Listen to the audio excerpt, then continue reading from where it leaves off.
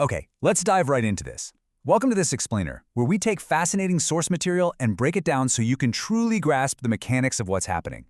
Today, we're unpacking one of the most intense, high-stakes standoffs in ancient history. We're going to map out the precise moment the prophet Elijah faced off against 450 state-sponsored prophets of Baal. We're going to dig deep into the psychology, the politics, and the sheer environmental stakes of this encounter to understand exactly how this epic clash played out. By sundown, one man would either prove his God was real or die for saying he was. That is the absolute core of the event we're examining today. The entire timeline, restricted to a single day. The stakes are entirely life or death. There's no middle ground here, no compromise, and definitely no backup plan. Elijah is walking into a situation where failure doesn't just mean losing some theological debate, it means an immediate, violent execution. Keep that extreme gravity in mind as we build the context of what actually led up to this single pivotal afternoon. To really understand the desperation, you have to look at the bleak environment that sets the stage. A devastating statewide drought has completely gripped the nation. For 3 agonizing years, not a single drop of rain has fallen on Israel. We are talking about total ecological collapse. The rivers have turned into miles of cracked, baked earth. The livestock, which represented the wealth and survival of the people, are literally collapsing and dying out in the fields. The entire nation is starving, deeply desperate and searching for someone, anyone, to blame for the sky turning to iron. And that brings us to the political climate. Queen Jezebel is the true power behind the throne of King Ahab. She had systematically imported the worship of Baal into a nation that historically worshipped only the Lord. Now here is the crucial irony that you absolutely cannot miss. Baal was specifically revered as a god of storms and rain. Yet, under Jezebel's influence, the nation had turned to a rain god who had completely failed to produce a single drop of water for 3 years. And despite this massive failure, Jezebel was still funneling vast amounts of wealth to directly fund 450 of his prophets straight from the palace treasury. Well, this tension finally snaps when King Ahab and the prophet Elijah come face to face. Ahab looks at the man who originally pronounced this drought and says, "Is that you, you troubler of Israel?" Ahab is taking the full weight of a 3-year national disaster and placing it squarely on Elijah's shoulders. But Elijah, he doesn't flinch, he doesn't apologize. He throws the accusation right back, stating that it's actually Ahab and his father's house who have troubled the nation by abandoning the Lord's commands. It's this incredibly tense, highly charged political confrontation right in the middle of a literal wasteland. And this brilliantly illustrates the sheer asymmetry of the conflict that's about to unfold. In one corner, you've got the prophets of Baal, 450 of them. They're fully state-funded, protected by the queen, well-fed from the palace tables, and representing a heavily promoted national religion. In the other corner, you have Elijah. Just one man. He has no political protection, no army, no title. He's literally spent the last 3 years as a hunted fugitive hiding in ravines and surviving on scraps. It is the ultimate picture of massive entrenched state power stacked against total isolated vulnerability.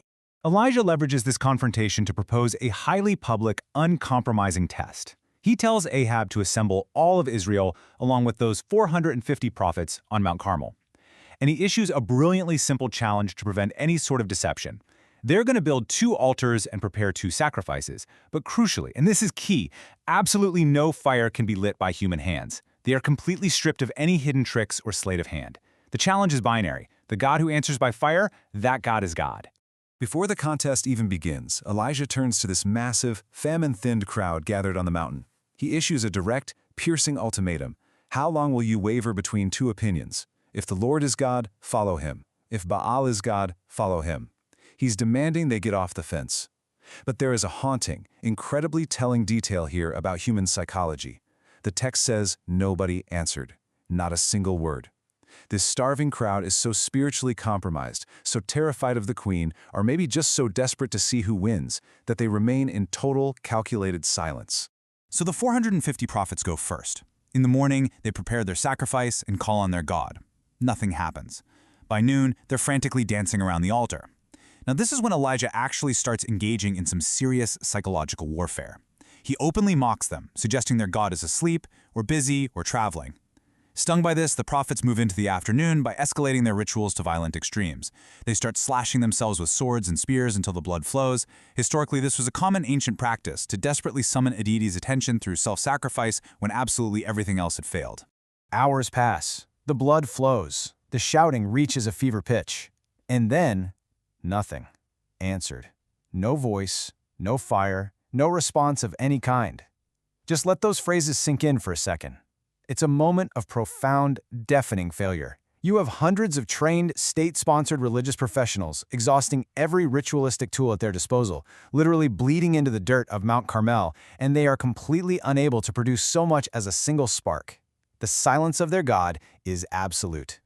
Now, what's really interesting about this is how Elijah handles his turn. You'd think he'd want every possible advantage, right? Instead, he deliberately sabotages his own odds. First, he rebuilds a ruined altar of the Lord using exactly 12 stones, which is a politically loaded statement reminding them that God belongs to all 12 tribes of Israel. Second, he digs a wide trench completely surrounding the altar. And third, and this is for sure the most baffling step to the crowd watching, he orders massive amounts of water to be poured entirely over the wood and the sacrifice.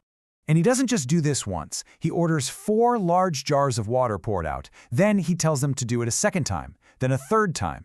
12 massive jars of water in total, soaking the sacrifice, soaking the wood, and filling that trench to the brim. Let's contextualize this for a second. They are in the 3rd year of a devastating, lethal drought. Water is the most scarce, precious, life-saving resource in the entire nation, and Elijah is deliberately wasting 12 jars of it, pouring it into the dirt on purpose, just to eliminate even the faintest mathematical possibility of a hidden spark or a cheap trick. After hours of watching the Baal prophets scream, dance, and bleed, Elijah finally steps forward. He doesn't put on a performance, he doesn't shout, he doesn't cut himself. He offers this incredibly simple, quiet, and direct prayer. He just says, "Answer me, so this people will know you are the Lord, and that their hearts are being turned back to you." It's a profound contrast in leadership and psychology.